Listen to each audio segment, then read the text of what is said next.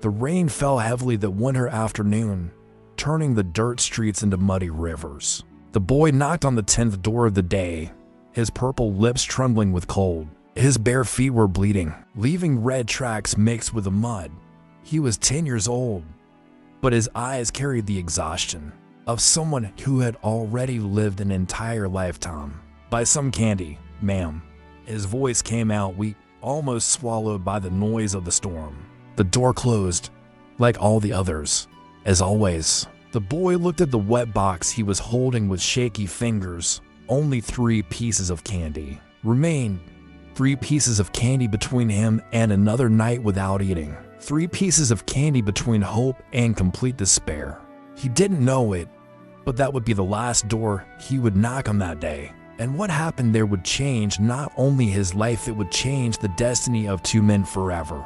The boy's name was Lucas. Orphaned since he was 7, when a fever took his mother, he survived by selling candy on the streets of the poor neighborhood where he grew up. He had no fixed home. He slept wherever the night found him, sometimes under awnings, other times in smelly alleys. The rain that day seemed to carry the full weight of his loneliness. His small, cold-wrinkled hands held the little box as if it were the most precious thing in the world. Because it was everything he had. Each candy sold meant a piece of stale bread bought at the bakery that was closing. Each coin meant one more day of survival.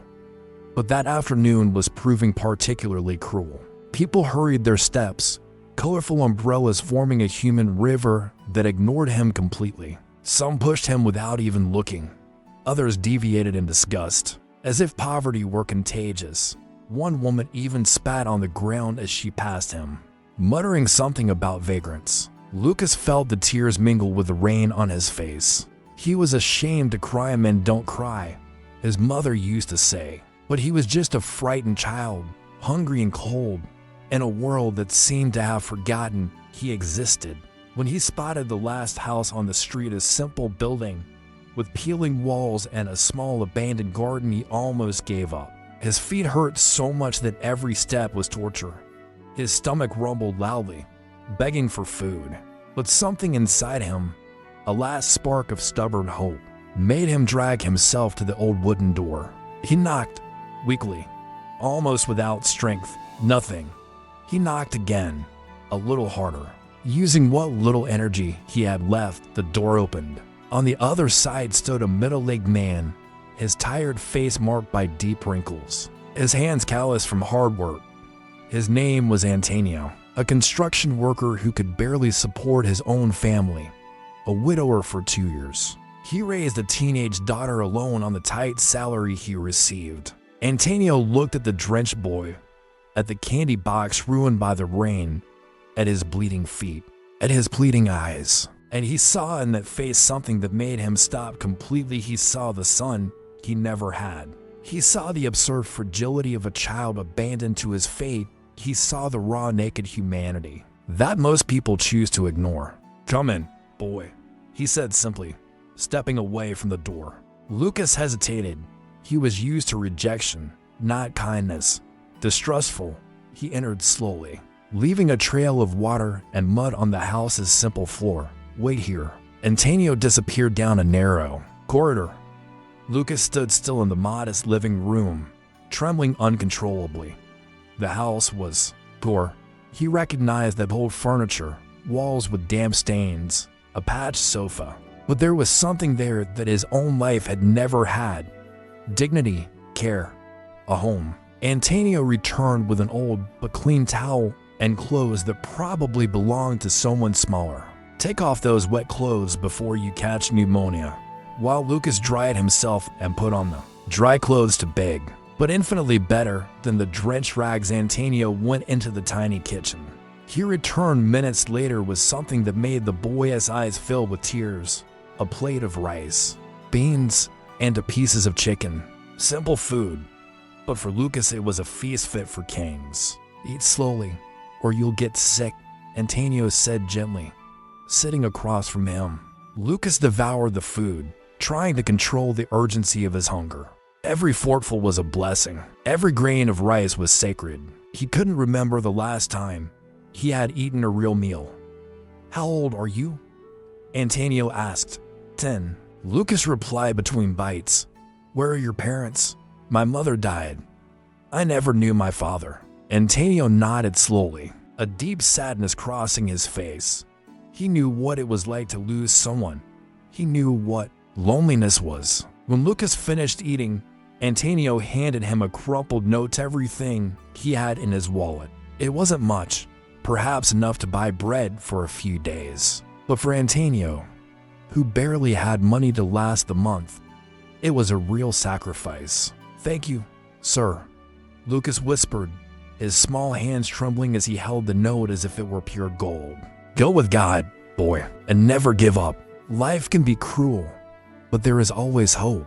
Lucas left that simple house carrying much more than money or food in his stomach. He carried something he couldn't name, yet the certainty that kindness existed, that humanity existed, that it was worth continuing.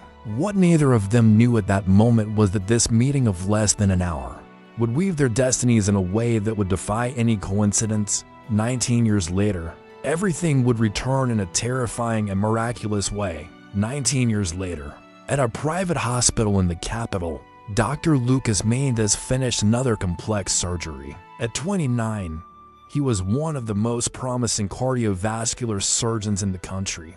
His story was known in the hospital corridors, the street boy who managed to get a scholarship, graduated from medical school with honors, and specialized in the best centers. But what few knew was that every surgery, every life he saved, was his way of paying an impossible debt. The debt to a man who had given him much more than food and money on a rainy afternoon. He had given him hope. Lucas had never forgotten the kind face, those calloused hands, that simple house where for the first time he had felt human again. He had tried to find Antonio years later, when he finally had the means, but the man had moved without a trace. Lucas carried the memory like a private sanctuary in his heart. On that ordinary Tuesday in October, the clinic secretary entered his office with an urgent expression. Doctor, we have an emergency patient, acute myocardial infarction. He needs immediate surgery or he won't survive the night. Lucas quickly put on his scrubs. Another emergency. Another life on the thin line between existing and disappearing. He walked briskly through the white, aseptic corridors to the emergency wing, where the team was already preparing the patient for the operating room. When he entered the prep room and looked at the chart, his heart nearly stopped. Name, Antonio Ferreira da Silva, age, 67. Occupation, retired laborer. Lucas's hands trembled holding the chart. It couldn't be. Not after all these years. Not like this. He approached the gurney where the semi-conscious man was fighting to breathe. That face, now aged and marked by the years, still carried the same kindness. Those hands, now even more calloused and shaky, were the same ones that had extended help to him when no one else would. Antonio? Lucas whispered, his voice cracking. The man opened his eyes with difficulty, confused, scared, facing imminent death, and he didn't recognize him. Lucas felt the world spin. There was the man who had saved his life 19 years ago, now depending on him to survive. The circle was closing in a way so perfect and painful that it seemed like a script written by fate itself. But there was a devastating problem. Doctor, the head nurse approached, her voice low and tense. There's a complication. The patient doesn't have health insurance. The family can't afford the surgery. They are desperate outside. The bill will be over 200,000 reais. Lucas looked at Antonio, then at the door where his daughter, the girl he had mentioned so many years ago, was probably waiting anxiously. He knew the despair. He knew the helplessness of watching someone you love slip away while the indifferent system decides who lives and who dies based on bank numbers. The hospital rules were clear. Elective surgeries without guarantee payment needed approval from the board, and the board didn't work at night. But this was not an elective surgery. It was life or death, and Lucas knew exactly what to do. Prepare the operating room, he said, with a firm voice.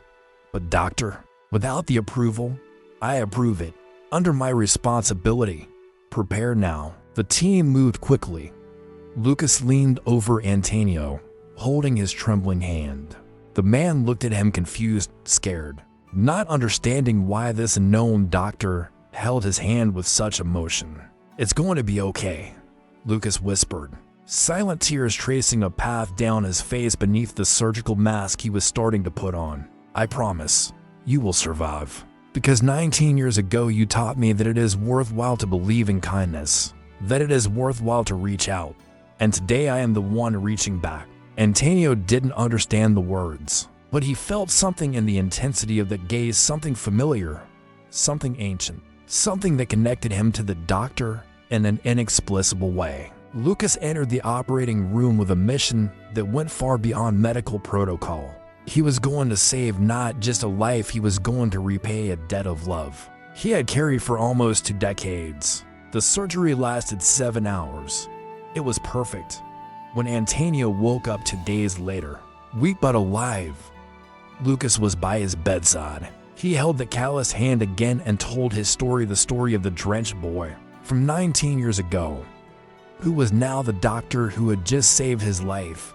Antonio wept. Lucas wept, and in that hospital room, 2 souls reunited through the invisible thread of compassion.